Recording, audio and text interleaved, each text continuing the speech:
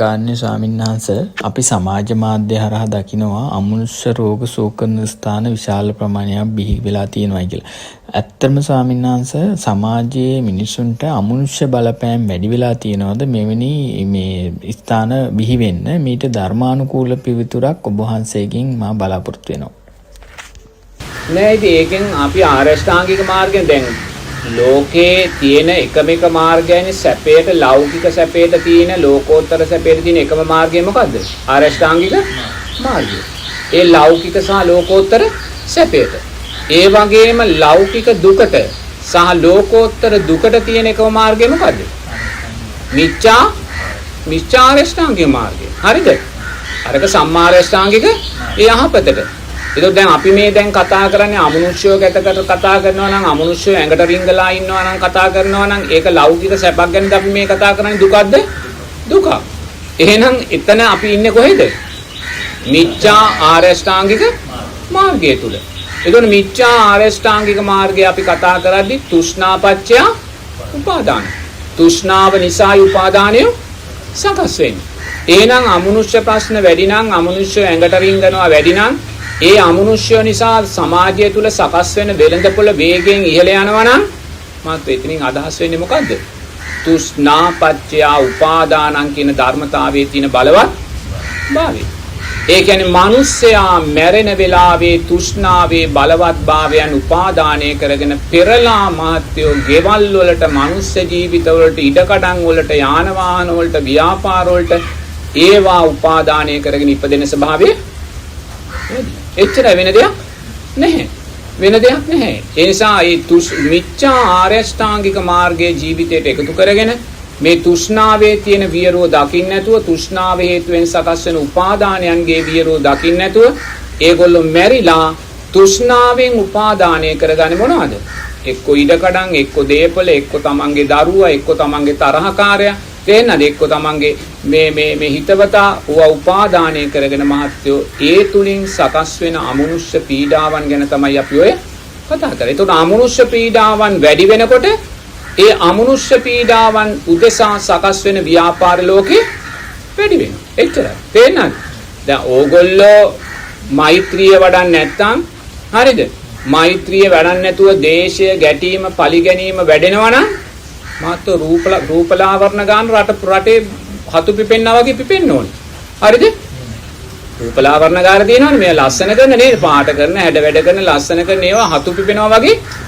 ඇයි මෛත්‍රී ආනිසංස ජීවිතේට හේතුඵල ධර්මයක්. හරිද?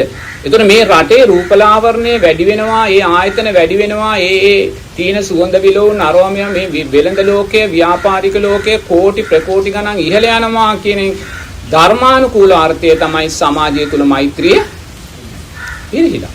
හරිද? එහෙමනම් සමාජය තුල මේ අමනුෂ්‍ය ප්‍රශ්න නිසා ඇතිවෙනා වූ වෙළඳපොළ ශීඝ්‍රයෙන් ඉහළ යනවා කියන්නේ තෘෂ්ණාපච්චය උපාදානං කියන ධර්මතාවයේ ශීඝ්‍රභාවයේ ඉහළ ගිහිලා. හරිද? මැරිලා අමනුෂ්‍ය වෙන ස්වභාවය වැඩි. හරිද? ගෙවල් උපාදානය කරගන්න, මිනිස්සු උපාදානය කරගන්න. දැන් සමහර විට මහත්තයා මැරෙනවා නෝනත් එක තරහෙන්. හරිද? නෝනත් එක තරහෙන් මැරෙන්නේ මොකක් හරි අපි කියමු අනියම් සම්බන්ධතාවයක් වේවා, සැලකුවේ නෑ වේවා, ලෙඩ වෙලා බැලුවේ නෑ වේවා. සමහරු ඉන්නවා ලෙඩ වුණාට පස්සේ මහත්තයා බලන්නේ නැහැ. ඒතකොට වෛරයෙන් මැරිලා අර වෛරී ස්වභාවයෙන්ම අර මිනිස්යාට ශාරීරිකව පීඩා කරන කෙනෙක් බවට හරිද? ඒතකොට දැන් ඒක කවුද ඇති කරගත්තේ? දෙවියෙක් බ්‍රහ්මෙක්ද? නැහැ. අර කාන්තාවගේ තෘෂ්ණාපච්චය උපාදානං කියන ධර්මතාවය තෘෂ්ණාවෙන් ඇතිවෙච්ච බැඳී යාම නිසා යා මහත්යාට සැලකුවේ නැහැ. ඒ නිසා මහත්යා මරණාසන්න මොහොතේ ඇති වූ තෘෂ්ණාවේ බැඳී යාම හේතුවෙන් අර වියරු අමනුෂ්‍යෙක් වෙලා ඊට පස්සේ පීඩාවන්පත්. ඒතකොට එහෙම පීඩා වැඩි වෙනකොට ඉතින් අමනුෂ්‍යයන් හරහා ඇති වෙන වෙළඳ ලෝකේ වැඩි වෙනවා. දේවාල වැඩි වෙනවා, සාත්‍තර වැඩි වෙනවා, යంత్ర මන්ත්‍ර ගුරුකම් වැඩි වෙනවා. තේරෙනවද? ඒක ලෝකේ. ඒක බුදුරජාණන් වහන්සේ කාලෙත් ලෝකේ තිබ්බා. තේරෙනවද? ඒ නිසා ඒක අද විතරක් තියෙන දෙයක් නෙමෙයි. ඒ නිසා ලෝකේ මේ තියෙනා වූ දේවල් අපි නවත්තන්න ඒවා ලෝකයේ හැටියටයි අපි දකින්න ඕනේ. ඒතකොට අපි දක්ෂ වෙන්න ඕනේ ඒ ලෝකය අපේ ලෝකයට සම්බන්ධ කර ගන්න. හරිද? ඒ ලෝකේ තියෙනවා ලෝකේ ස්වභාවයක්. ඒක බුදුරජාණන් වහන්සේ පහළ වුණත්, බුදුරජාණන් වහන්සේ අබුද්ධෝත්පාද කාලේ තිබුණත්, බුදුරජාණන් වහන්සේ ජීවමානව හිටියත් ඔය අපි කතා කරන ඔය ලෝකේ තියෙනවා. ඒක ලෝකේ කොටසක්. ඒකෙන් තොරව අපිට ලෝකේ කතා කරගන්න අමනුෂ්‍යයන් තොරව කතා කරන්න බෑ. අමනුෂ්‍යයන් නිසා සකස් වෙන බෙල්ද පොලින් තොරව ලෝකය ගැන කතා කරන්න බෑ. ඒවා ලෝකේම කොටසක්. ඒක ලෝකයේ තුල තියෙන්න අරින්නේ අපි මොකද්ද කරන්න ඕනේ? දැක්කා නම් හරිද? හරි දැක්කා. ඒ අමනුෂ්‍ය නිසා සකස් වෙන ප්‍රශ්න දිහා බලද්දී, ඒ වෙළඳපොළ දිහා බලද්දී අපි ඒවට ආකර්ෂණය වීම නෙමෙයි අපි කර යුත්තේ. අපි ආකර්ෂණයොත් අපි අමනුෂ්‍ය අධ්‍යාත්මයටයි යන්නේ. ඒ නිසා අපිට තියෙන්නේ එහෙම දැනක් දැක්කොත් දැක්කා. එහෙම දෙයක් ඇහුනොත් ඇසුණා. මමත් අහවල් තැනට ගිහිල්ලා යන්න ඕනද කියලා දැනුනොත් දැනු. උතනයි තියෙන්නේ. ඒක තමයි අපේ ආරක්ෂාව. හරිද? එහෙම නැතුව අමනුෂ්‍ය ප්‍රශ්න අමනුෂ්‍ය නිසා සකස් වෙන වෙළඳපොළ ලෝකේ කවදා තිබ්බා. නමුත් අනාගතයේ මේ වෙළඳපොළ තව අසීමිත ආකාරයෙන් වර්ධනය වෙනවයි. ධර්මයෙන් ඈත් වෙනකොට දිව්‍ය සංඥා ගැන අපි කතා කරන්න වෙන්නේ. බ්‍රහ්ම සංඥා ගැන අපිට කතා කරන්න වෙන්නේ. අපිට කතා කරන්න වෙන්නේ සතර අපා සංඥා ගැනම. එසා මේ අනාගතයේ මේක පිළිලයක් වෙනවා. ඒ පිළිලයක් වෙන්න හේතු වෙන්නේ වෙන කවුරුත් නෙමේ. මිච්ඡා ආරෂ්ඨාංගික මාර්ගය තුල අපි පුහුණු කරන තෘෂ්ණාපත්‍ය උපාදානං කියන ධර්මතාවය තුල අපි පෙරලා සංස්කාරපත්‍ය විඥාන කියන ධර්මතාවය තුල අපිට අසනීපයක් හැදෙද්දී අපි හිතන්නේ මේක අමනුෂ්‍ය කරපු අසනීප. තේරෙනවද? එහෙම අපිට දැනීම් සකස් වෙනවා. ඊට අදාළ සංස්කාරات අපි පිටිපස්සේ දැන් කෙනෙක් ඉන්න පුළුවන් එයාට කිසිම අමනුෂ්‍ය ප්‍රශ්නයක් නැහැ. නමුත් අමනුෂ්‍ය ප්‍රශ්නයක් නැති වුණත් එයා හිතන්නේ මට අමනුෂ්‍ය ඇයි එයා සංසාරයේ අමනුෂ්‍යයින්ට පීඩා කරපු කෙනෙක් වෙන්න. දැන් අමනුෂ්‍ය පීඩා කරනවානේ ඔය අප්‍රමාණ යంత్ర මන්ත්‍ර ගුරුකම් කරලා කියන්නේ බෝතලයට දාලා අල්ලලා මුහුදට දැම්මා. නූලට අල්ලලා බැඳලා මේ මුහුදට දැම්මා. තේරෙනවද? තව අරවා කපනවා මේවා කපනවා ඔය කට්ටඩි වැඩ කර මතුර කියනවා දෙහි ගෙඩියට 108 මතුරනවා කියනවා මහා විකාර වැඩ කරනවා නේද? මොනවාද? අමනුෂ්‍ය පීඩා. ඒතකොට එවැනි අමනුෂ්‍ය පීඩාවන් අපි සංසාරේ කරලා තියෙනවා නම් දැන් අදත් අපි කවුරු හරි කියනවා ජෝතිෂයේ ඒ කට්ටඩි වැඩ කරන මහත්තයෙක් ඔයාට විශාල අමනුෂ්‍ය දෝෂයක් තියෙනවා මේක කපන්න ඕනේ. ඒ කපන්න එයා තීරණය කරන මොහොතේම මොකද්ද වෙන්නේ? එයා අමනුෂ්‍ය පීඩා අමනුෂ්‍යයින්ට පීඩා කිරීමට අදාළව අකුසලයේ ජීවිතේට ගන්නවා. සමාජයට එතන අමනුෂ්‍ය ප්‍රශ්නයක් නැහැ. තේරෙනවද?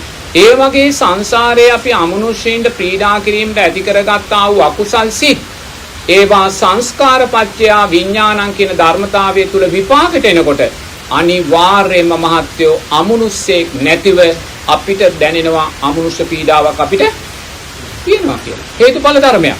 දැන් උඟාක් අය ඉන්නවා මොකක් හරි වුණාම මේක හිතන්නේ අමනුෂ්‍යෙක් කියලා. දැන් ඕක ඊට අදාළ අර කට්ටිය ළඟට ගියාම ඒගොල්ලෝ කියන්නේ තොන්නේ යකෙක් බැඳලා කවුරු හරි යකෙක් බැඳලා නැත්නම් කවුරු හරි අමනුෂ්‍යෙක් බැඳලා නැත්නම් ඔයාගේ ඇඟට අමනුෂ්‍යෙක් රිංගලා තේරෙනවද? ඉතින් එහෙමනම් මාත් අපි ඇඟටත් අමනුෂ්‍ය රිංගන්න එපා නේ. අපි කොයි ගියත් තනියම ඉන්නේ. ඈ අපි කොයි ගියත් තනියම ඉන්නේ වැඩියම ඉන්නේ කැලවල් වල. එහෙනම් අපේ ඇඟටත් අමනුෂ්‍ය රිංගන්න. එහෙනම් ඉතින් අමනුෂ්‍යගෙන් බාධා නොවන මාර්ගයක් බුදුරජාණන් වහන්සේ අපිට දේශනා කළා තියෙනවා. ඒ නිසා අපි හොයන්න ඕනේ අමනුෂ්‍ය ප්‍රශ්න ගැන නෙමෙයි. අමනුෂ්‍ය ප්‍රශ්න නිසා සකස් වෙන මේ අලුත් වෙළඳපොළ ගැන නෙමෙයි. අපි හොයන්න ඕනේ මහත්යෝ අපි අමනුෂ්‍ය පීඩාවෙන් මිදෙන ආරෂ්ඨාංගික මාර්ගය තුලදී ඉන්නේ කියන කාරණේ. ඒතකොට ඔබ ආරෂ්ඨාංගික මාර්ගය තුල නම් ඉන්නේ මම නම් කියන්නේ අමනුෂ්‍ය පීඩාවන්ට අපි බය වෙන්න ඕනේ.